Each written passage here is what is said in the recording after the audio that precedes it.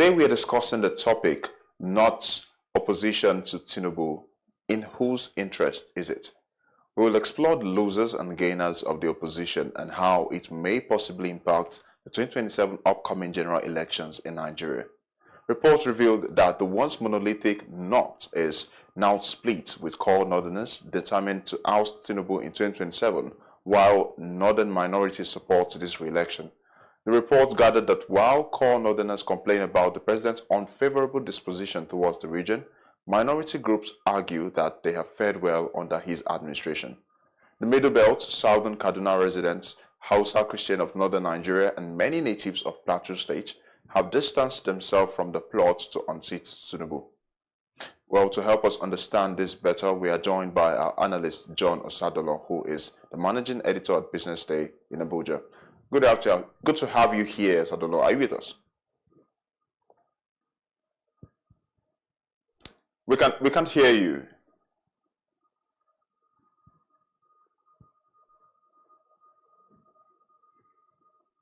I think there's a problem, an issue with the audio. Can you hear me now? Yes, we can. Okay. Thank you for joining us. It's nice being here again, and I do hope we're able to discuss the issues we just raised. Thanks so much. Oh, yeah, thank you. All right, so let's get straight into the discussion. Well, the 2027 general election is still about 2 years away from now, but there's a lot of talk going on. Can you just tell us about this? Is it normal? Is this peculiar to Nigeria, or is it something that you had expected? No, I mean, 2 years to the election is only proper that people start angling for positions, for relevance, particularly relevance. If you wait too late, the train will pass you by and you will lose out. So the earlier you start doing your moves, do your calculations, making your contacts, the better for the individual and for the party and for the nation. It is not too early. It's not too early. If you don't enter the bus now, you may end up being thrown under the bus when the positions will be shared, say later in the year, because later in the year, anyone who wants to contest for any political post, anyone who wants to work with the party at specific levels would have taken their positions. Yeah. Oh, well, one of the key individuals, hitting up this conversation is El-Rufai, who was a former governor of Kaduna State, who curiously is a chieftain and a founding member of the ruling APC. So is the APC now a party divided against itself? Saying as one of its stakeholders or one of its statesmen is not in agreement with the people who want to keep Tinubu in office. Now, let's take it from, I always like to take this from personal level, that is the family level, on the streets, our estates, so the local government level, then to the state, then to the federal. Now let's start from home. There are people within the family who will say to you, you know what? This is my view on this. But when you say bring money, there are those who don't talk. After those who talk have done the talking, they say to you, fine. So how much will this cost to keep the family going? They put their hands in the pockets, then they dole out the money. So are we going to say the family is in disarray? No. Within the estate, there are those who don't know whether people live in the estate or they don't. There are those who carry the estate responsibilities on their head. They are the chairmen, they are the chairwomen, they are the secretaries, they are the ones that go around asking for this or that. And they ensure that the estate is safe, properties are safe, people are safe, estate is clean, estate is neat. They are there. And there are those who come to ask you, since you people were elected 3 years ago, what have you done? They can't offer anything, but they are good at precising what has been done. So we move down to the state level or local government level. At the local government level, you have the elected lawmakers, you have the chairman, then you have party politics at local level, and then you have those who agree and disagree, and those who decamp. Then at the state level, it's the same thing, and you have the leadership.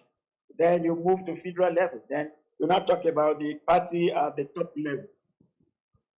Now let's take El-Rufai. El-Rufai has been a foundation member of the All Progressive Congress. He's there, or he was there, or he's still there from beginning. 2015, Buhari's election. 2023, we come back to Tinubu's election. He was there. If you remember very vividly, El-Rufai was one of those, as it were, who stood by Tinubu to say to the North, this man will be a better president. Let's support him. This man is a nationalist. Let's support him. Forget what people say about his health. Forget what people say about his character by way of the issues that were raised up, issues around corruption and all of that. He's still a better candidate. He's a better candidate that we can sell, that can defeat the opposition parties. And he did that. You cannot take that from El-Rufai, that he did that.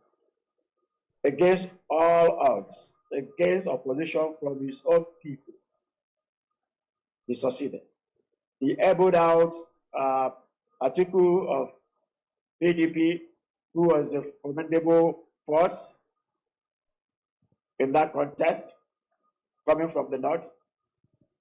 So you cannot rule out the influence of El-Rufai and the politics of Nigeria, and the politics of northern Nigeria, and the politics of Kaduna State, and in the minds of so many people, particularly the elites. El-Rufai stands for two things, if not three. One, hate him, like him, either way, either the divide that you belong to, El-Rufai is El-Rufai. So he has his own way of doing his own things. He has never, at any point, changed in his character in terms of his opinions and how he expressed them. He is very clear, cogent.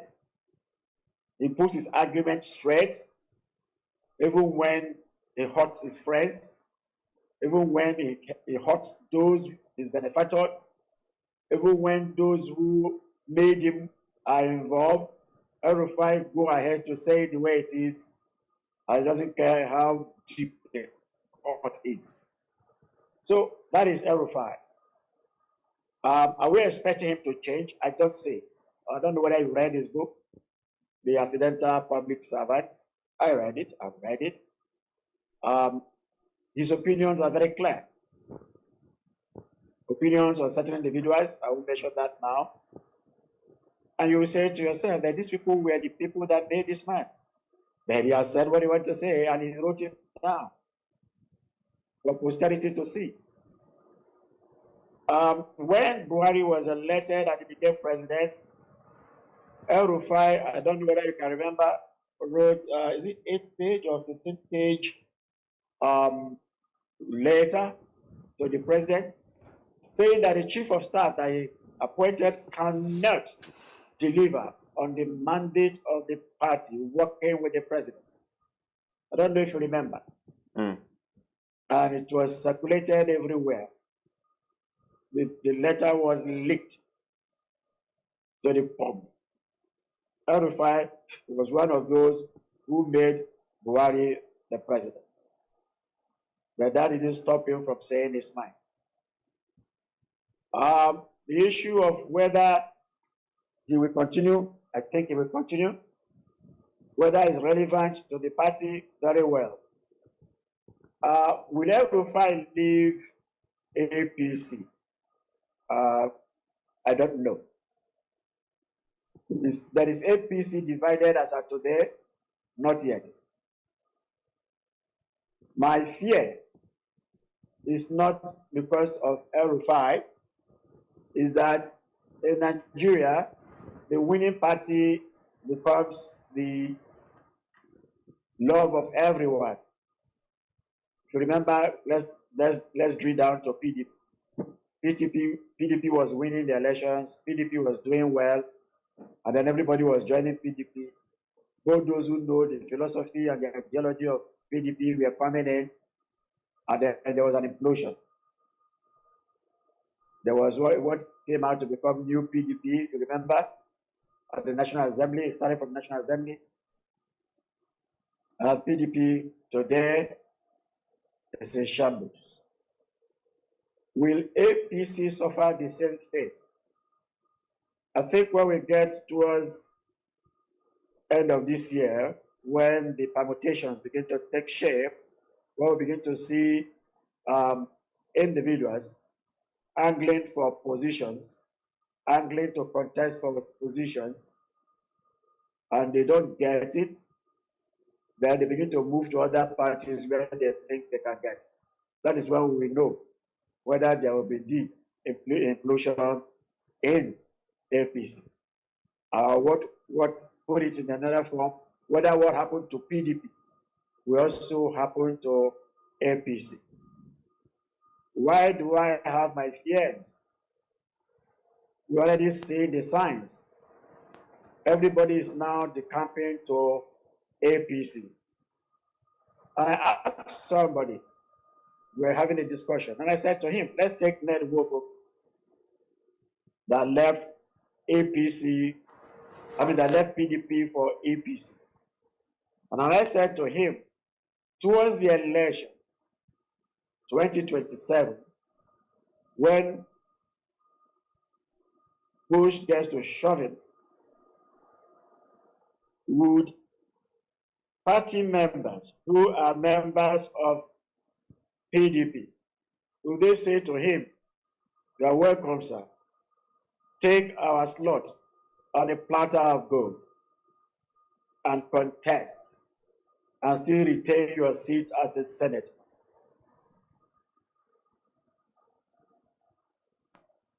They just put their arms and say, welcome, sir, take yours, take it. It's yours for taking. Nobody will challenge you. I doubt it. They're going to say to him, sorry, it took us years to build this party in this state.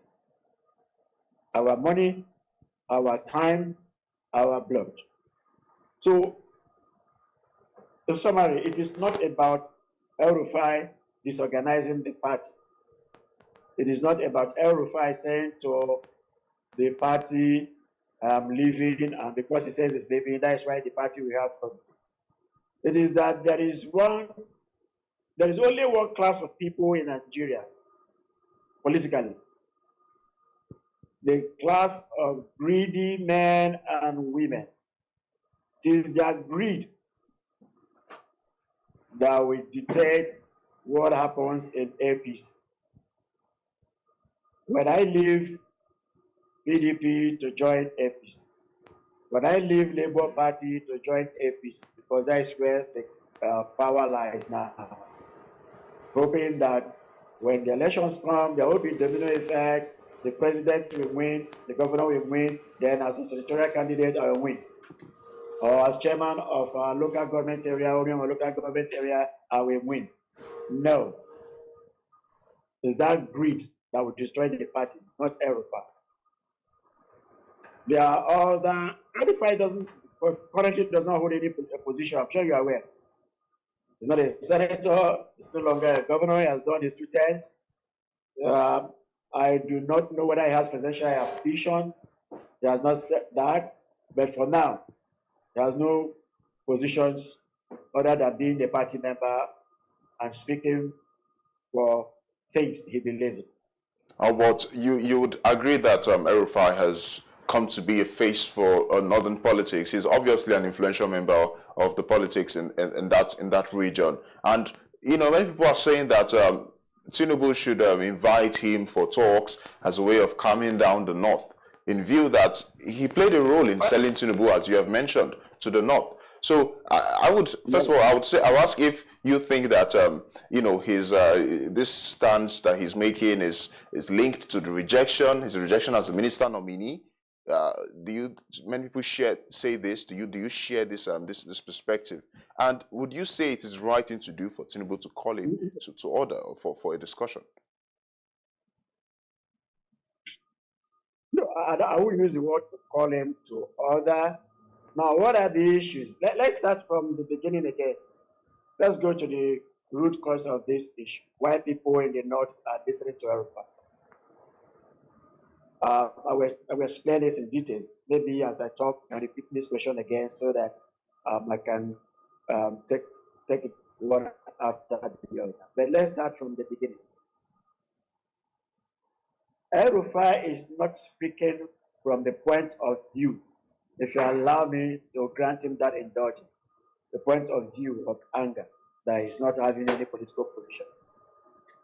El-Rufai is speaking from the perspective.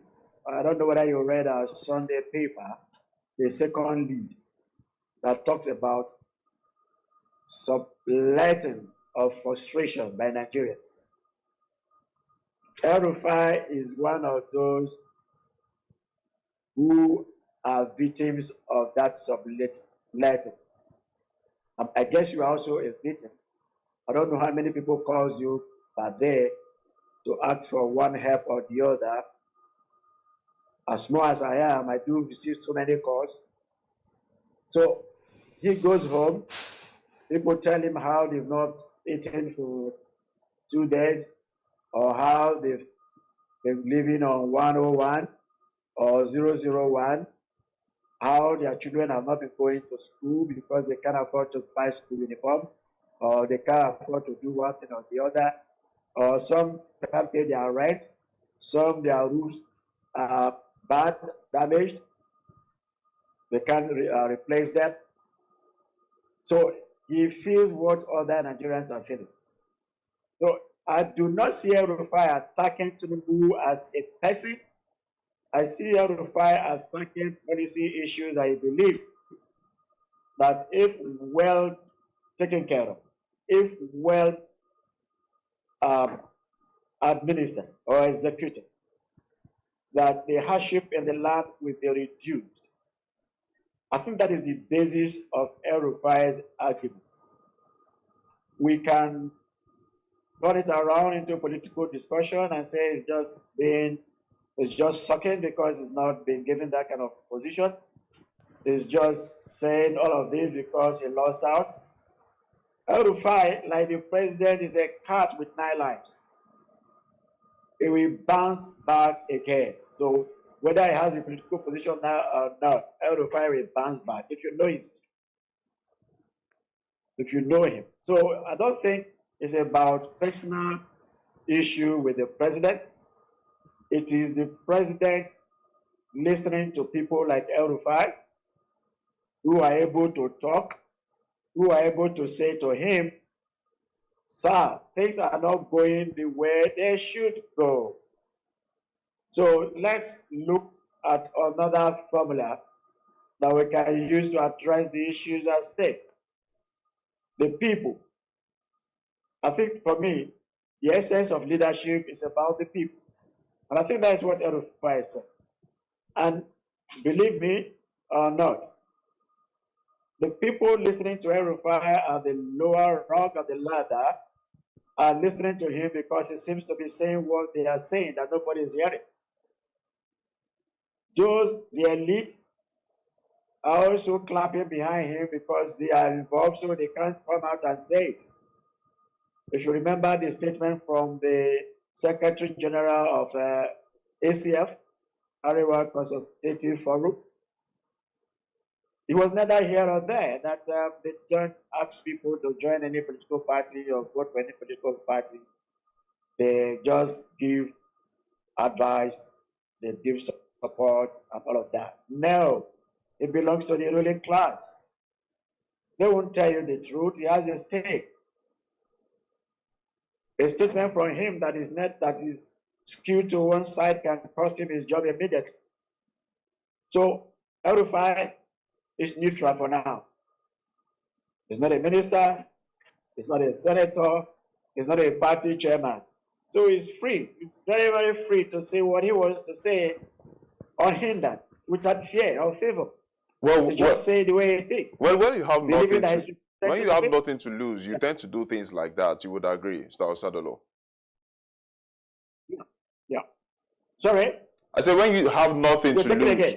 I said when you have nothing to lose, you have no problem doing criticizing the government in power. Yeah, saying it the way it is. Yes. So which is I'm trying to make a connection. So which is why many people think that if he had gotten the ministerial appointment or the nomination that he wanted, or that if he had not been snubbed, then he might be saying something different. Do you think that if he had been in the political position of power right now, he would still have the same stance that he has right now? No, he won't. And I'll tell you why. You know what? Try and put water in your mouth, fill your mouth with water, and try to talk or speak. Or pack all the food in your plate in your mouth and try to speak.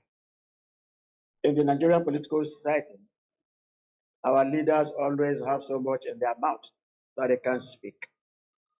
They can't speak because their mouths are freedom. If he were in power, a senator, a minister, he would not. And for him to do what he's doing, probably would have resigned. But he's not there.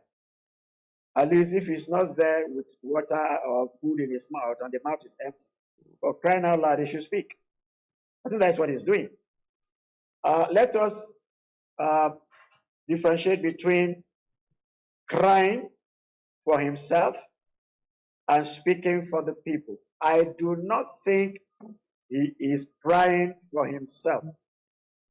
I think that is where we need to make that demarcation.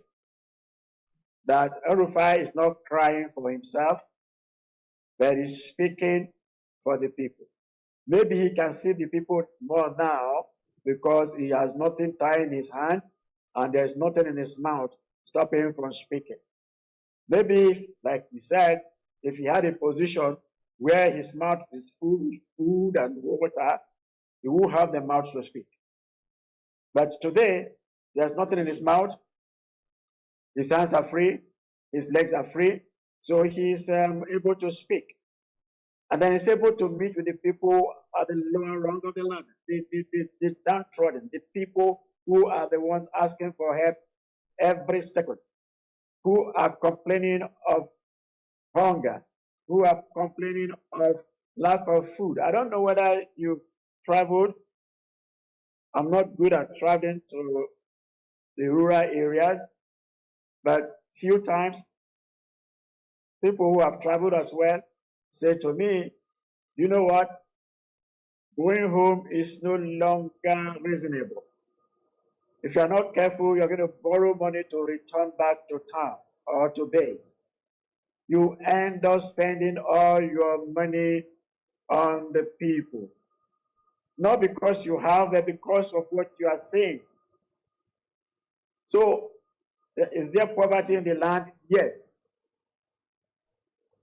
People who have conscience, who have no food in their mouth and water filling up their mouth, should talk.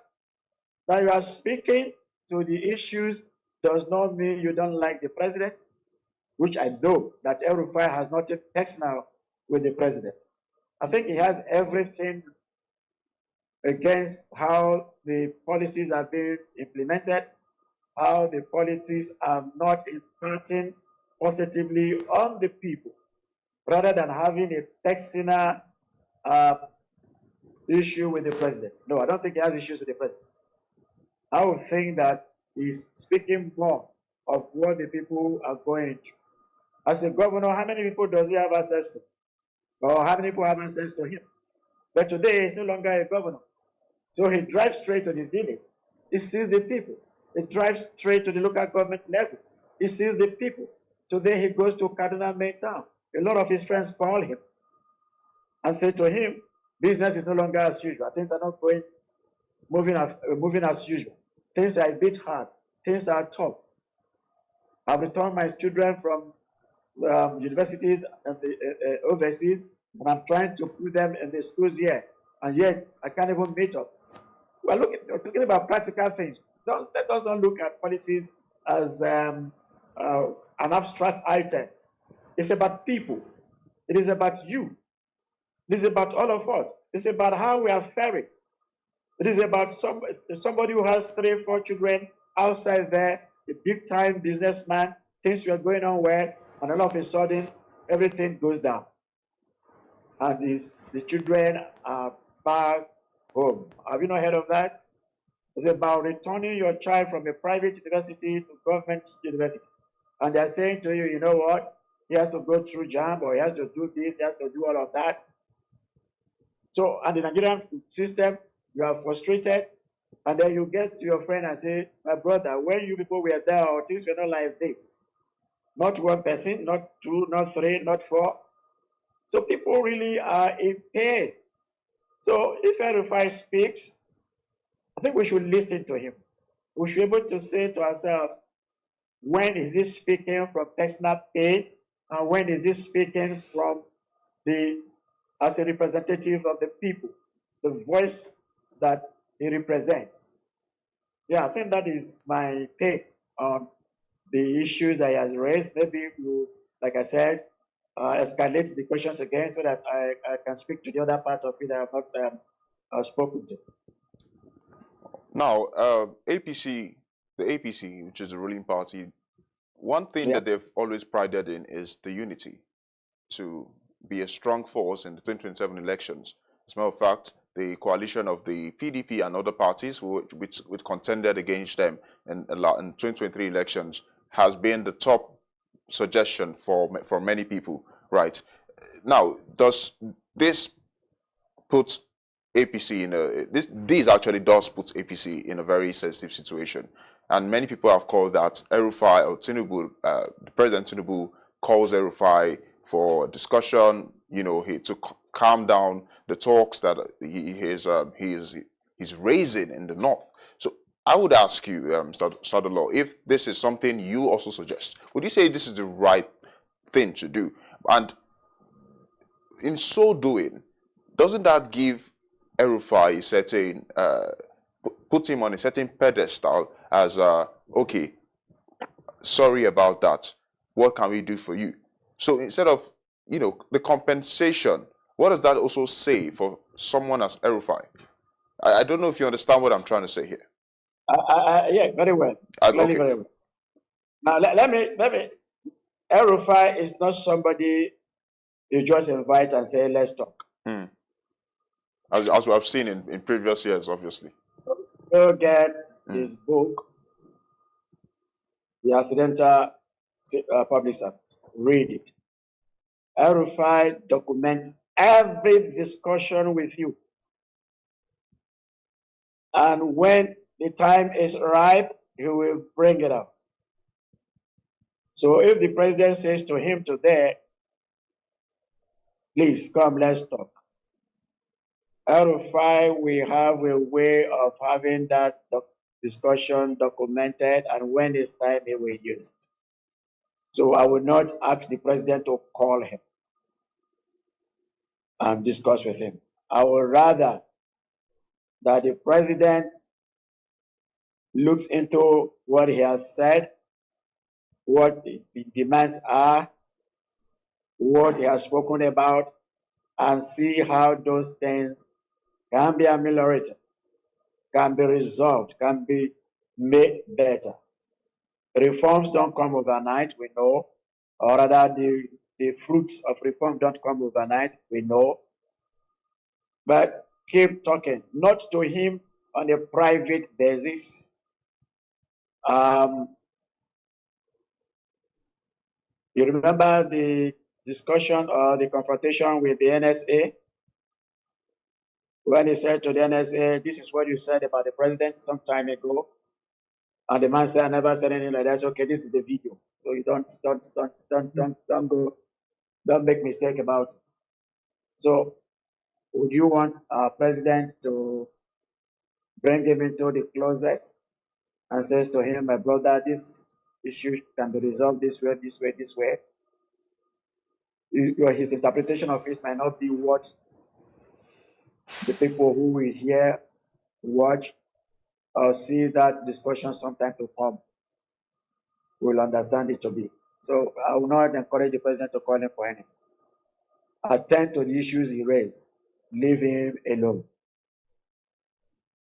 And then the second part, which the presidency is already doing, don't confront him. Don't dismiss what he said and come to the public to argue with him. You cannot win El-Rufai. Like I said at the beginning, he has nothing to lose for now. It's a simple thing. He has nothing to lose. He's not in power. You can't sack him. You can't say he's no longer a member of the party. You cannot accuse him of anti-party activities. He does not attend any party, other party's meeting. So what do you want to tell him? Nothing. He's just on his own. So leave him, reason with him, hear what he's saying, see how you can improve on what he's saying. But certainly not to call him in and say, let's sit down, give us idea. He has told you what it is. He has said what he wants to say. You go ahead and do what you want. But don't pull him in and say, let's talk one-on-one. But what exactly is he asking for? I mean, he said that there's been for the past 2 years of President Tinubu's rule or his regime, there's been a divide between the presidency and the North. So what is he asking for? Okay, let me put it in a very simple way. What he's saying is simple. Two things. There is the issue of appointment. You can run away from it. There is the issue of poverty in the north. You also cannot run away from it. The population of the north is huge.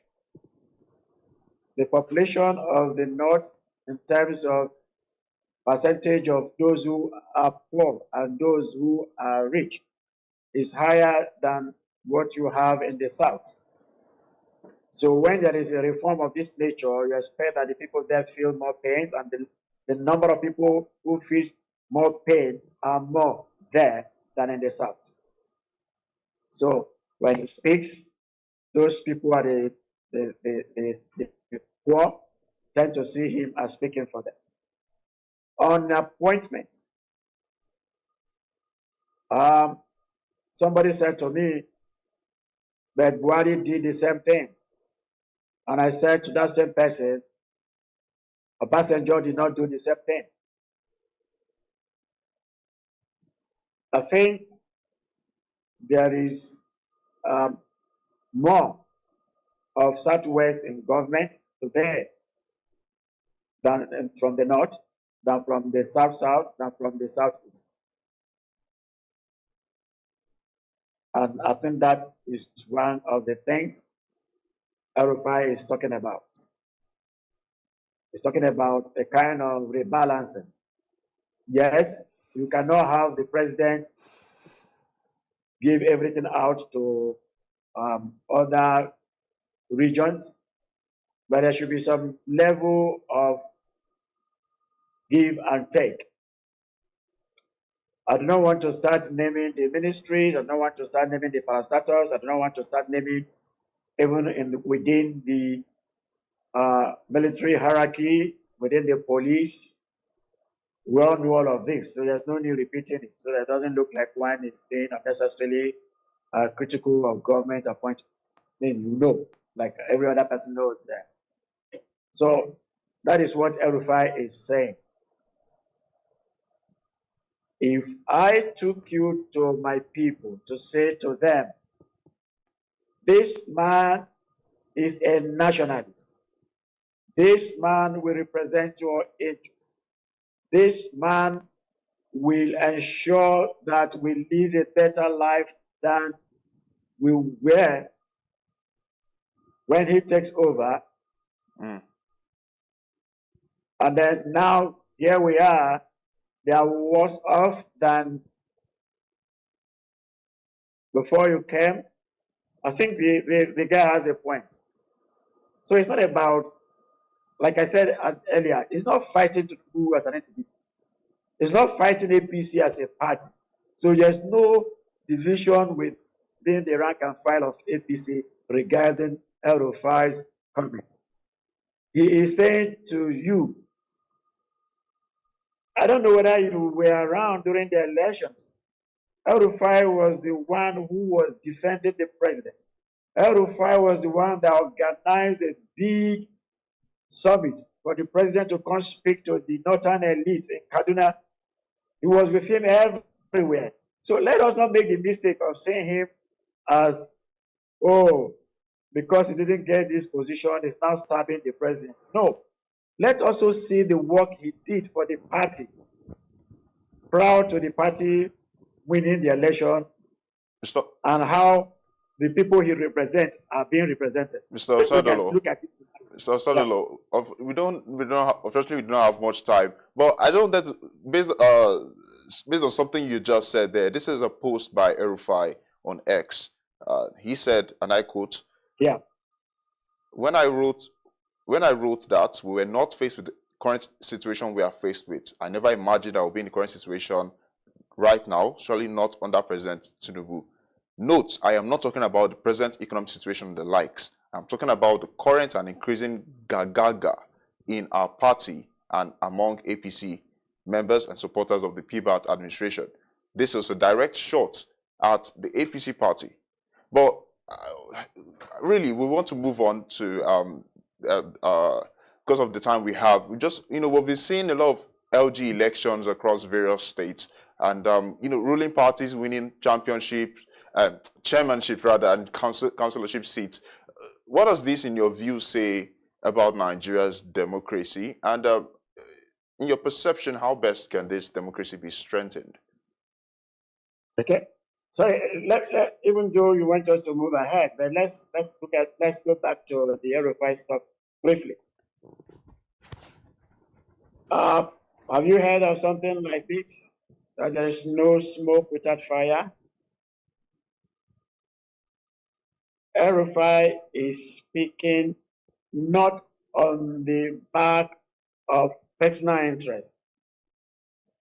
You form a party, you have leadership of a party, and some individuals are coming in to hijack that party, coming in not as owners but as joiners. Of course, those who sweated to make the party what it is will complain. I think that is what this complaint is all about. But we now move, let's go back to the chairmanship. Yeah, the local government election we've seen. Yes. Local government elections and how it is done and dusted. Yeah, so we just want to understand very briefly, because of the time we have left, how can this, in your view, what does this really signify about Nigeria's democracy? And how can we strengthen it based on the practices we've seen in preparation for 2027 general elections? Well, this told us that democracy is a form of government where you have the people electing the people that should represent them. And while we give credence and free hands to people to say the majority will win, there is also the vocal minority. The governors in the states are the vocal minorities. The electorate, they are the people who have the power and the vote to cast. How do they cast their vote? Two things we are going to look at here. One, do the people who are voting actually understand why they are voting? Or they are voting because there is a call from the governor's office or from the commissioner who is from their local government or who is from their town or who is in their village, who says to them, you know what, the governor is going to give us road, he's going to give us water, he's going to give us this, he has promised it. And the governor goes around the local government areas. I don't know whether you are aware, many of the governors now who were not at home or who were not in their state for more than 2 weeks in a month, they are now in the local government areas. They are now in their towns and in their villages. What are they doing? They are already doing grassroots campaigning. Unfortunately, the campaign is not to educate them on their rights and how to vote. It's to say, vote for us. It's to say, to make more promises that they will not fulfill. So it's on the back of that that people vote, allow me to use the word massively, the way we use it in the media here, for the party that the governor is the leader in the state. He's the leader of the state. He has to be able to say to the national level, you know what, I have brought in my state. My state is solidly behind our party. So that's why I should be given a ticket for a second time. So it's more of people not knowing why they are voting and people being manipulated to vote. So let me tell you what a friend said to me in one of the states. On election day, local government election day, is the head of security, and they said to the governor, you know what, we need X naira to ensure peaceful election in our state. And the guy said, fine, I won't give you X amount of money. I'll give you Y, but stay and monitor the state from your office. Get the guys who will do the job to be on their various desks. And then they called the chairman of the party and gave him 2x or 2y of what he gave the security guy. And he was at home, and by 12 o'clock, election done, dusted, the result out. And it was like, how? He said that was the first time he learned politics. He came from military background. So that's how it happens. So who is bringing the money? Who has the money? Who has the state purse? Is it shame? That's how it is for now. I think what we need to do is to continuously educate people to know why they vote and who they should vote for and how they should vote. It's not about voting for bread on the day of election, voting for 2,000 naira or 5,000 naira. It's about saying to themselves, we want a change, not change for the sake of change, change for the better. So until we get to that level where people, because I will tell you what somebody said again to me during the State election. Mr. Adolo, we do not have time, really. We're trying to round up on the show today. So if you have one final statement before we go, and we'll let you say it. Okay. Yes. So my take on this last issue, yes, that there's need again for serious mass political education at the grassroots. Tell my mothers and my sisters and my uncles and my brothers and my sisters at the grassroots level that they should measure what their life were 2 years ago with what it is today and what they want it to be in another 2 years, and choose what they want. They don't want it to go down, they don't want it to improve, and if it's going to improve, it's the leaders that will improve them. So they should vote on the basis of what they want. Improvement in the economic life, security, light, water, sanitation, good health. That they should prioritize what they need and vote according to those needs and not according to 5,000 naira they get on election day. Thank you. Thank you very much, John Asadolo, for your insight on the show today. John is the managing editor of Business Day in Abuja. Well, that's all we can take for today. Do stay tuned as we bring you more on BDTV. I am Bethel Olujobi.